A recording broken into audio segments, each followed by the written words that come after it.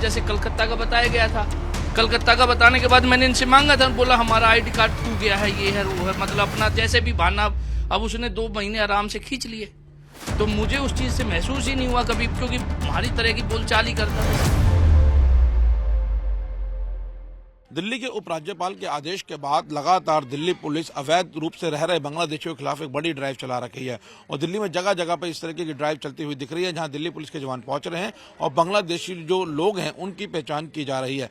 इस वक्त हम वसंत कुंज साउथ इलाके के एक बंगाली बस्ती में है, जहां पे आप देख सकते हैं कि दिल्ली पुलिस की टीम यहाँ पहुंची हुई है और लगातार वो फॉर्म भर रही हैं उन लोगों के जिनके डॉक्यूमेंट्स उन्हें संदिग्ध नजर आ रहे हैं। यह फॉर्म नंबर 12 भरा जा रहा है और इससे सत्यापन किया जा रहा है उन डॉक्यूमेंट्स का जो डॉक्यूमेंट्स उनको यहाँ पर फर्जी लग रहे हैं। हालांकि ये एक ड्राइव चल रही है जिसमें हर घर में पुलिस पहुंच रही है, जहाँ पे इस तरीके से जो बाशिंदे हैं वो रहते हैं उनकी पहचान की जा रही है।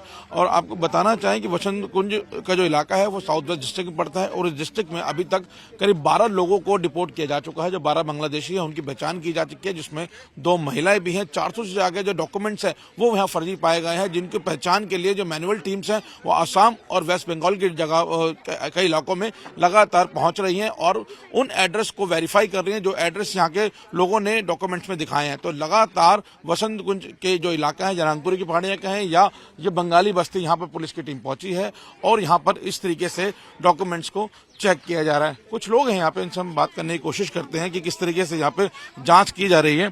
सर, क्या नाम है आपका? अनवर अली जी।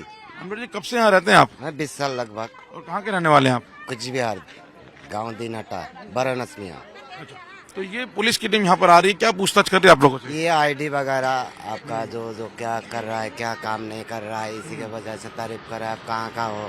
तो हम लोग को आप लोग बांग्लादेशी। बोले नहीं जी, हमारा जो प्रूफ है आप एक बार चेक कीजिए, जांच कीजिए, उसके बाद आप आईडी वगैरह सारा ले लीजिए, उसके बाद हम लोग को जो करे ना कर लीजिए। ये बंगाली बस्ती है, यहाँ पे कुछ बांग्लादेशी लोग भी रहते हैं, कुछ मिले हैं यहाँ पे लोग? नहीं, कुछ तो मिला हुआ है, लेके गया और तो देखा ही नहीं दे रहा है शायद अभी। तो जब वो आपके साथ रह रहे तो आपको नहीं पता लगा था बांग्लादेशी है? नहीं जी, कौन बांग्लादेशी है कौन भारत का है हमको तो पता नहीं, सब तो एक जैसा है।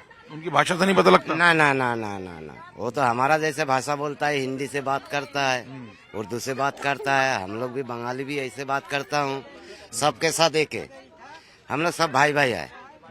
लेकिन तो यहाँ पे जो लोग हैं उनका कहना है कि सब लोग भाई भाई हैं। जब ये लोग यहाँ रहते हैं तो वो नहीं पहचान पाते उन लोगों को, क्योंकि वो भी लगातार हिंदी बोलते हैं। क्या नाम है आपका? मैनुल हुसैन सरकार। यहीं रहते हैं अभी? हाँ, ये रहता हूँ। कहाँ से रहने वाले पीछे से आप? मैं आसाम का। असम का? बिल्कुल। तो जो बांग्लादेशी लोग यहाँ से पकड़े जा रहे हैं वो लोग आपके बीच में रहते हैं, आप उनको नहीं पहचान पाते बांग्लादेशी हो? यहाँ तो नहीं है, यहाँ है ही नहीं, नहीं है, क्योंकि मैं वहाँ रहता हूँ और यहाँ पे जो है यूपी की और बिहार की, बीच में हम सिर्फ 1 2 3 है, बाकी हाँ ना, हम आसाम की है और पास में जो मतलब बंगाल की है, ये भी बंगाल की है। तो पुलिस क्या चेक कर रही है आप लोगों से? हमसे आईडी मांगे थे, हमने आईडी जमा कर दिया, अपना वो क्या कहते हैं वोटर आईडी कार्ड, प्लस हमारे पास एनआरसी भी है जो आसाम में लागू हो गया था इंडिया में सबसे पहले।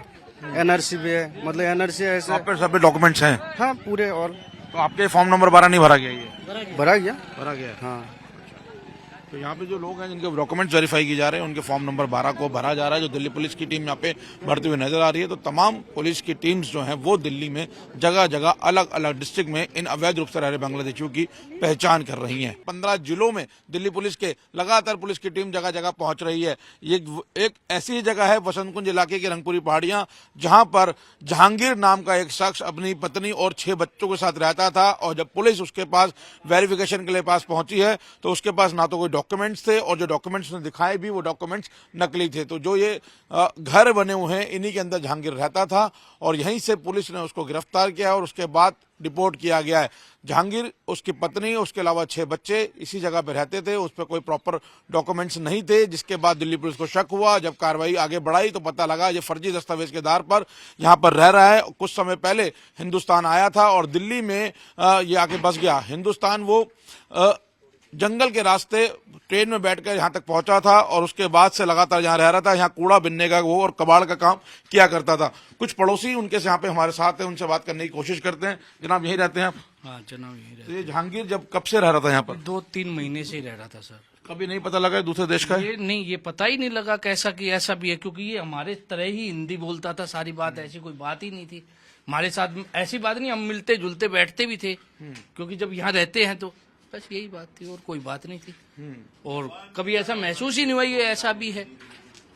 और लोग कभी मिलने आते थे उससे यहाँ पर? नहीं, और कोई नहीं आते, तो उनका एक बुजुर्ग आता था, लेकिन वो भी कभी कभी कभी कभार ही आता था। जो 6 बच्चे थे इनकी क्या उम्र थी? इनकी देखो, लड़की तो होगी 10 साल की होगी, जो सबसे बड़ी थी। हाँ, जो सबसे बड़ी थी। छोटी 8 साल की होगी, इतना गैप है। और एक सबसे छोटा बच्चा था जो करीब 5 साल का, 5 का भी नहीं होगा, 4 का ही हो सकता है। 6 बच्चे थे? हाँ, 6 बच्चे थे, 3 बड़े बड़े थे। तो यही था सर। कबाड़ बनने का काम करता था? कबाड़ का ही काम करता था, सारा कबाड़ी का ही काम करता था, ये सारा भर कबाड़ उसी का रखा है।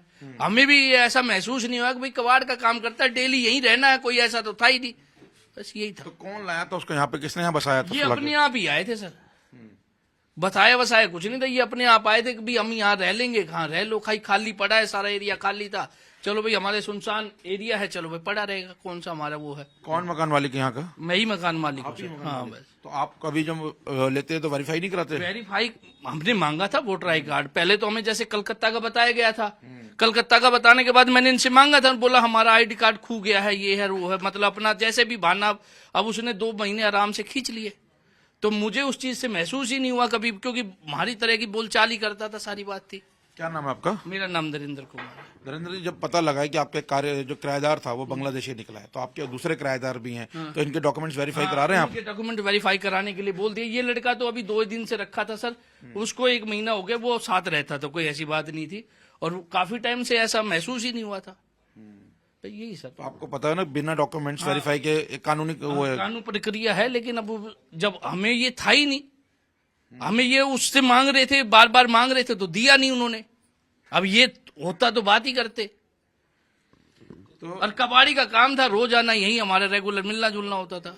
इस जगह के मकान मालिक है धीरेन्द्र कुमार, कहीं ना कहीं इनकी लापरवाही भी। तो हमारी माता श्री है। हाँ, क्या आप है माता जी? हाँ जी, कृष्णा। माता जी, नहीं पता लगा बांग्लादेशी रख रहे हैं आप? भाई बंगाली का पता ही नहीं चला सर आपको। माता जी का ही है हमारे। यो है, हमने उससे आईडी की कही, न बोला हमारी आईडी खो रही है, हमारे पास आईडी नहीं है। आपकी जिम्मेदारी बनती थी पुलिस को भेजना। भाई देखो सर, मैंने नहीं सोचा कि ये इतने गरीब से आदमी लग रहे हैं, ये कूड़े कबाड़े वाले, इसलिए भाई नहीं करा। तो यहाँ पर जो बांग्लादेशी रह रहे थे, कहीं ना कहीं मकान मालिक भी उनके जो डॉक्यूमेंट्स हैं वो वेरीफाई नहीं करा पाए, क्योंकि उन पर डॉक्यूमेंट्स नहीं थे। और ये एक कानूनी जो प्रक्रिया है या कहीं नियम है, उसका उल्लंघन है कि जब किराएदार रखते हैं उसका वेरिफिकेशन नहीं कराते तो उनके खिलाफ भी कानूनी कार्रवाई होती है, ऐसे मकान मालिकों के खिलाफ। और ये जब पुलिस यहाँ पहुंची है, डॉक्यूमेंट्स वेरीफाई करने की कोशिश की गई जहांगीर की, तो पता लगा है कि ये फर्जी दस्तावेज के आधार पर यहाँ पर आया था। उसके पास पहले तो कोई दस्तावेज नहीं मिले, और जब कुछ दस्तावेज मिले भी हैं वो पूरी तरीके से फर्जी थे, और उसको पुलिस ने गिरफ्तार कर FRR भेज दिया है, जहाँ से डिपोर्ट करने की प्रक्रिया चल रही है। कैमरामैन संजय सूद के साथ मोहित ओम, टाइम्स ऑफ भारत, दिल्ली। पिछले कुछ दिनों से साउथ वेस्ट डिस्ट्रिक्ट में इलीगल माइग्रेंट जो बांग्लादेश से हैं उनको वेरिफिकेशन करने के लिए हमने कई टीमें गठित करी हैं और एक अभियान चलाया, जिसमें वसंत कुंज साउथ थाना क्षेत्र में रंगपुरी एरिया में रुचि विहार और रंगपुरी की जो जगह है, और एक जय हिंद कैंप है, यहाँ पे हमने 1000 से ज़्यादा लोगों को वेरीफाई किया, उनके डॉक्यूमेंट्स वेरीफाई किए हैं। और कुछ डॉक्यूमेंट्स को वेरीफाई करने के लिए हमारी टीम्स वेस्ट बंगाल के अलग अलग डिस्ट्रिक्ट्स में गई हुई हैं, आसाम में भी गई हुई हैं। इसी दौरान हमने अभी टोटल 12 हमारे ज़िले में इलीगल माइग्रेट्स जो बांग्लादेशी हैं उनको आइडेंटिफाई किया और उनको FRR की मदद से डिपोर्ट किया है। सर, ये बांग्लादेशी जो इनको आपने डिपोर्ट किया, कैसे इंडिया आया और कैसे अपना पहचान पत्र बना के यहाँ पे रह रहे थे? इन सब की अपनी अलग अलग कहानी है। ये जंगल के रूट से आए हैं, पोरस बॉर्डर होने की वजह से, और ये अलग अलग जगहों पे भी रहे हैं। जैसे शुरुआत में हमने पकड़ा था तो एक लेडी वो थी, पहले मुंबई में भी रही है, और अलग अलग जगहों पे भी अलग लोग रहे हैं। तो इन्होंने लेबर का काम किया है, कहीं पे अपनी आइडेंटिटी छुपाई है, कहीं पे फेक डॉक्यूमेंट इस तरह से बनवाए हैं, और ये लगातार यहाँ पर रहे हैं। इनके पास जो डॉक्यूमेंट्स, इनमें से कुछ लोग जो 1-2 लोग ऐसे भी थे जो पहले भी डिपोर्ट हो चुके थे, दोबारा फिर आ गए वो दोबारा आए, और उसके बाद में हमने फिर आइडेंटिफाई किया और उनको डिपोर्ट किया। डॉक्यूमेंट्स जो उनके बनाए जा रहे हैं, उनको जो मदद कर रहे हैं, ऐसे लोग पकड़े गए हैं जो इनके लिए फेक डॉक्यूमेंट्स बनाने में मदद कर रहे हैं? अभी हमने 400 से ज्यादा दस्तावेजों को वेरीफाई करने के लिए हमारी टीमें भेजी हुई हैं, तो एक बार ये प्रक्रिया के तहत है और इसमें जैसे ही एक बार वेरिफिकेशन होता है कुछ भी इस तरह का निकलता है तो उसके उस व्यक्ति के अगेंस्ट कार्रवाई करेंगे। सर, इस दौरान जो अभियान चल रहा है उसमें एक बड़ी चुनौती आती है कि जो लोग रह रहे हैं उन पर डॉक्यूमेंट जो हम देखते हैं, अगर हम रैंडमली डॉक्यूमेंट देते हैं तो ओरिजिनल डॉक्यूमेंट्स लगते हैं, वो कैसे वेरीफाई किया जा रहा है कि इनके पास जो डॉक्यूमेंट्स हैं वो नकली हैं या गलत तरीके से बनाए गए हैं?